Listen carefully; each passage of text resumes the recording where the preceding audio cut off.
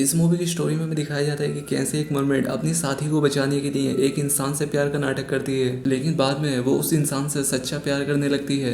और अब आगे इस मूवी में क्या होगा जानने के लिए बने रहिए वीडियो के एंड तक। कहानी शुरू होती है और हमें समुद्र के बीच एक नाव पर दो आदमियों को दिखाया जाता है, जिसमें कि एक नाव पर लेटा हुआ शराब पी रहा था और दूसरा यहाँ पर मछलियां पकड़ रहा था। तभी वो आदमी देखता है कि पानी में से एक बहुत ही खूबसूरत मरमेड बाहर आई है और इसके बाद वो उसे छूने की कोशिश करता है, लेकिन उसका दोस्त उसे उस मरमेड को छूने से मना कर देता है और वो यहाँ पर मरमेड को डरा कर भगा देता है। लेकिन वो मरमेड एक बार फिर से उस आदमी के पास आती है और इस बार वो आदमी उस मरमेड को छू लेता है। अब हमें समुद्र के नीचे और भी मरमेड्स को तैरते हुए दिखाया जाता है। तभी उन सभी मरमेड में से एक मेल मरमेड बाहर निकलता है, जो कि उन सभी मरमेड्स का लीडर था और इसका नाम पैट्रियार्क होता है। अब वो बाहर आकर उन दोनों आदमियों के सर पर हाथ रखता है और उनकी याददाश्त मिटा देता है। इसके बाद सीन चेंज होता है और हमें एक मरीन बायोलॉजिस्ट को दिखाया जाता है और इस आदमी का नाम यांग सेन होता है और वो यहाँ पर मरमेड्स पर रिसर्च कर रहा होता है। और हमें यहाँ पर साथ ही एक और बूढ़े आदमी को दिखाया जाता है, जो कि इसका सीनियर होता है, जो कि पिछले 20 साल से मरमेड्स पर रिसर्च कर रहा होता है। अब उन्हें यहाँ पर अपने कंप्यूटर पर मरमेड के आसपास होने का सिग्नल मिलता है और इसके बाद ये लोग उन मरमेड्स को पकड़ने के लिए निकल पड़ते हैं। दूसरी तरफ हमें पैट्रियार्क और उन सभी जल परियों को दिखाया जाता है। यहाँ पर पैट्रियार्क उन्हें समझा रहा होता है कि जितना हो सके इंसानों से दूर रहो, वो हमारे लिए खतरनाक हैं। और अभी पैट्रियार्क इन्हें समझा ही रहा होता है कि तभी यहाँ पर वो लोग भी पहुंच जाते हैं और वो यहाँ पर इन सभी जल परियों पर हमला कर देते हैं। अब यहाँ पर मौजूद सभी जल परियां डर से यहाँ से भागने लगती हैं और पैट्रियार्क उन लोगों की एक बोट पर हमला करके उन्हें पलट देता है। लेकिन तभी यहाँ पर एक आदमी उसी मरमेड को शूट कर देता है, जो कि मूवी की शुरुआत में हमें दिखाई गई थी। अब इसके बाद ये लोग उस मरमेड को पकड़ कर ले जाने लगते हैं और साथ ही पैट्रियार्क उनकी बोट पर हमला करके उन्हें रोकने की कोशिश करता है, जिससे कि यांग सेन पानी के अंदर गिर जाता है और बाकी के लोग यहाँ से चले जाते हैं। दूसरी तरफ यांग सेन को पानी के अंदर एक मरमेड बचा लेती है। अब इसके बाद जब यांग सेन को होश आता है तो वो खुद को एक आइलैंड पर पाता है और उसके सामने एक लड़की होती है। यहाँ पर वो लड़की उससे कहती है कि मैंने तुम्हें बचाया है और वो कहती है कि तुम इसके लिए मुझे शुक्रिया बोलकर शर्मिंदा मत करना। और ये लड़की वही मरमेड होती है जिसने किसे बचाया था और अब ये अपने इंसानी रूप में थी। अब इसके बाद शांग यहाँ से जाने लगता है, लेकिन ये उसे जाने नहीं देती और इसके बाद ये उसे अपना नाम बताती है और इसका नाम होता है श्याओ यू। वो यहाँ पर शांग से कहती है कि आज से तुम मुझे अपनी वाइफ मान सकते हो, लेकिन शांग उससे तुम पागल हो गई हो कहते हुए यहाँ से बाहर निकल जाता है। अब इसके बाद हमें यहाँ पर पैट्रियार्क और उसके बाकी साथियों को दिखाया जाता है, जो कि साइलेंट पर अब इंसानी रूप में थे। और जब यांग बाहर आता है तब ये लोग उसे पकड़ लेते हैं और यहाँ पर ये लोग जबरदस्ती उसकी शादी श्याओ से करा देते हैं। अब इसके बाद वो रात में एक बोट लेकर यहाँ से भाग जाता है। अब इसके बाद हमें पैट्रियार्क और उसके एक साथी को दिखाया जाता है। वो यहाँ पर पैट्रियार्क से कहता है कि सब कुछ हमारे प्लान के हिसाब से चल रहा है। दूसरी तरफ हमें यांग सेन को दिखाया जाता है, जो कि अपनी बोट से जा ही रहा होता है और वो यहाँ पर पाता है कि शाओ ये भी उसके बोट में छिपी हुई थी। वो उससे कहता है कि तुम मेरे साथ क्यों आई, जिस पर वो कहती है क्योंकि मैं तुम्हारी वाइफ हूँ और अब इसलिए यांग सेन को उसे अपने साथ ले जाना पड़ता है। अब इसके बाद यांग सेन इसे अपने घर लेकर पहुंच जाता है और यहाँ पर शाओई सोने से पहले नहाने के लिए जाती है। अब इसके बाद हमें फ्लैशबैक का सीन दिखाया जाता है, जहाँ पर शाओई ने यांग सेन को बचाया था। यहाँ पर सभी मरमेड और पैट्रियार्क उससे पूछ रहे होते हैं कि तुमने इसे क्यों बचाया। अब यहाँ पर शाओई यांग सेन का आईडी कार्ड दिखाते हुए कहती है कि ये मरीन बायोलॉजी का चीफ रिसर्चर है और इस आदमी की हेल्प से हम अपने साथी का पता लगा सकते हैं। और इसलिए ये सभी लोग मान जाते हैं और शाओई जैसा बोलती है ये सभी लोग वैसा करते हैं और इसीलिए वो यांग सेन के साथ शहर में आ गई है ताकि वो अपने साथी को बचा सके। अब इसके बाद सुबह हो जाती है और यांग सेन अपने काम पर निकल जाता है और अब शाओई भी उसका पीछा कर रही होती है। वो उसके पीछे चली जाती है, लेकिन वो यहाँ पर भटक जाती है क्योंकि वो पहली बार शहर में आई होती है। दूसरी तरफ यांग सेन के ऑफिस में सब लोग सोच रहे थे कि शायद वो मर गया है, लेकिन वो यहाँ पर इन लोगों से कह रहा है कि मैं लहरों के साथ बहता हुआ किनारे तक पहुंच गया था और वहां पर एक लड़की ने मेरी जान बचा ली थी। अब इसके बाद यांग सेन का सीनियर उसे अपनी लैब में लेकर जाता है, जहाँ पर इन लोगों ने उसी मरमेड को कैद कर रखा था। वो यहाँ पर उसे बताता है कि हमने इस मरमेड पर कुछ टेस्ट किए हैं और हमें इससे एक ऐसा सीरम मिला है जो कि इंसानों की याददाश्त मिटा सकता है और साथ ही ये उन्हें कंट्रोल भी कर सकता है। यांग सेन कहता है कि हमें इस तरह से इस मरमेड पर टेस्ट नहीं करना चाहिए क्योंकि इसके शरीर को इससे नुकसान हो सकता है। अब इसके बाद यांग सेन शाम को घर पर आता है और वो यहाँ पर पाता है कि शाओई घर पर नहीं है।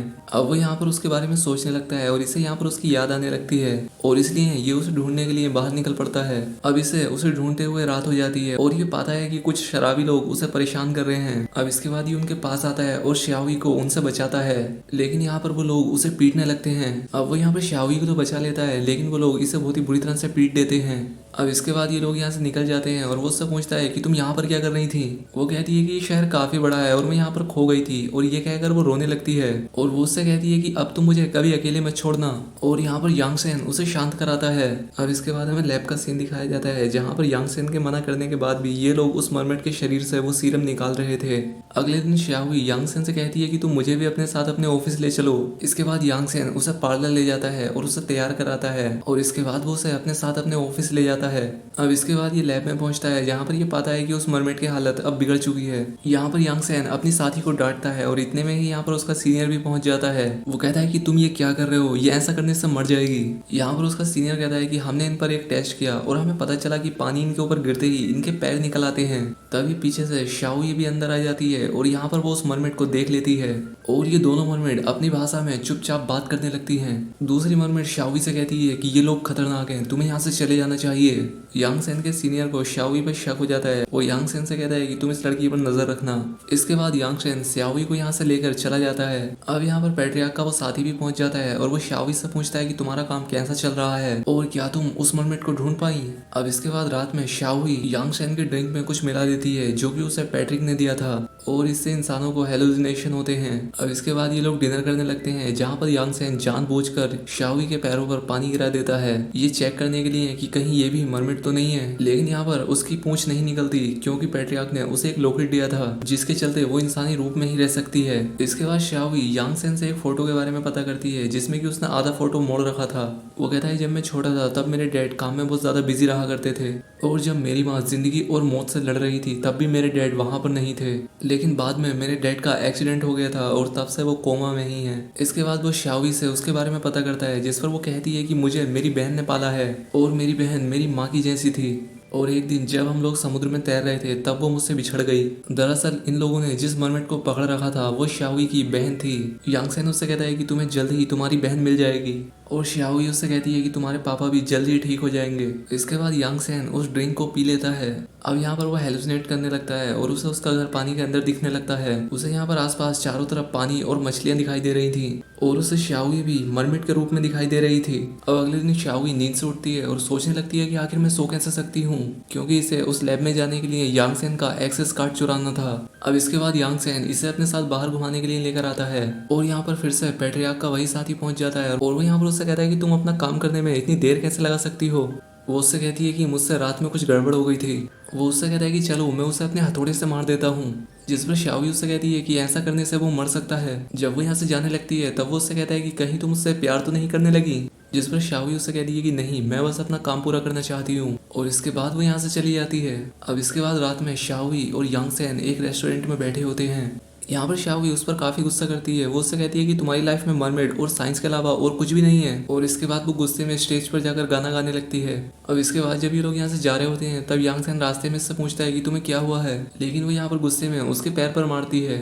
अब इसके बाद वो शाओई को एक जगह पर लेकर जाता है और उससे कहता है कि मैं इस जगह पर हमेशा अकेले आया करता था और आज पहली बार मैं किसी के साथ यहाँ पर आया हूँ। अब इसके बाद वो यहाँ पर उसे अपनी माँ का एक फेवरेट ब्रेसलेट देता है और साथ ही वो उसे यहाँ पर प्रपोज करता है। लेकिन इससे पहले कि शाओई उससे कुछ बोल पाती, पैट्रियार्क का साथी यहाँ फिर से आ जाता है। वो यांग सेन के सर पर हथौड़ा मारकर उसे बेहोश कर देता है। शाओई उससे गुस्सा होती है लेकिन वो उससे कहता है कि तुम डरो मत, ये मरेगा नहीं। अब इसके बाद ये दोनों उस मरमेड को बचाने के लिए उस लैब में पहुंच जाते हैं, लेकिन यहाँ पर अलार्म बज जाता है और यहाँ पर बहुत सारे गार्ड्स पहुंचकर इन लोगों पर अटैक कर देते हैं। ये लोग यहाँ पर अपनी शक्तियों का इस्तेमाल करते हुए उन गार्ड्स पर हमला करते हैं, लेकिन फिर भी पैट्रियार्क का वो साथी यहाँ पर पकड़ा जाता है और शाओई वहां से भागकर सीधा पैट्रियार्क के पास पहुंच जाती है और यहाँ पर उसे सारी बात बता देती है। पैट्रियार्क उससे कहता है कि अब ये काम मैं खुद करूंगा, तुम इंसानों से दूर ही रहना। दूसरी तरफ यांग सेन को लैब से कॉल आती है और उसे बुलाया जाता है और यहाँ पर सीसीटीवी फुटेज देखकर यांग सेन को पता चल जाता है कि शाओई एक मरमेड है।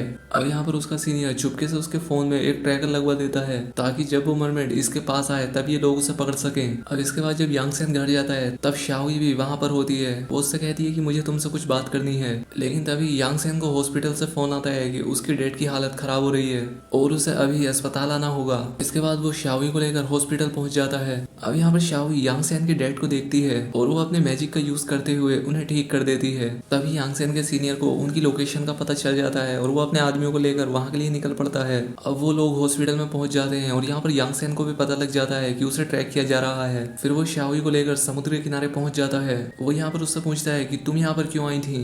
वो उससे कहता है कि क्या वो सब नाटक था, तुम मुझसे प्यार नहीं करती थी।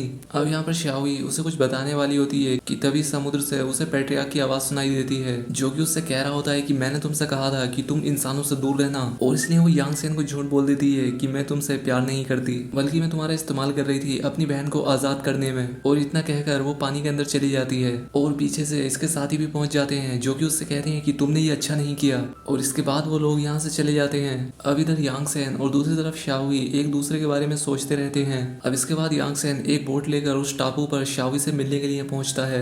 अब यहाँ पर पैट्रियार्क उससे कहता है कि तुम यहाँ पर दोबारा क्या लेने के लिए आए हो।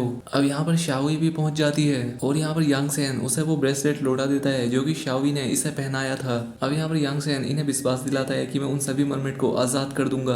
अब इसके बाद ये लोग फिर से लैब के अंदर पहुंच जाते हैं और यहाँ पर फिर से वो सभी गार्ड्स पहुंच जाते हैं और साथ ही यांग सेन का सीनियर भी यहाँ पर पहुंच जाता है और वो यहाँ पर इन तीनों को घेर लेते हैं। लेकिन तभी यहाँ पर यांग सेन जियोटॉक्सिन की बोतल को यहाँ पर खोल देता है और इससे वहां पर मौजूद सभी गार्ड्स बेहोश हो जाते हैं।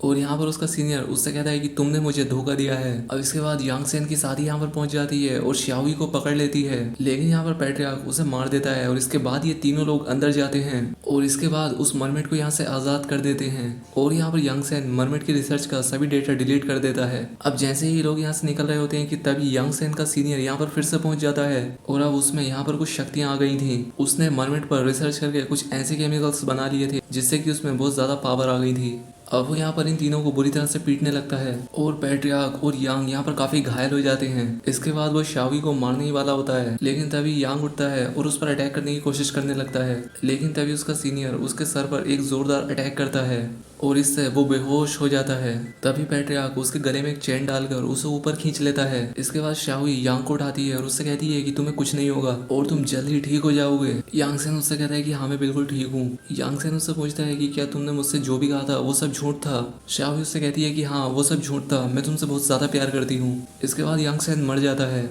और यहाँ पर शाओई उसके लिए रोने लगती है। इसके बाद शाओई अपनी पावर इसे जिंदा करने के लिए यूज करने लगती है।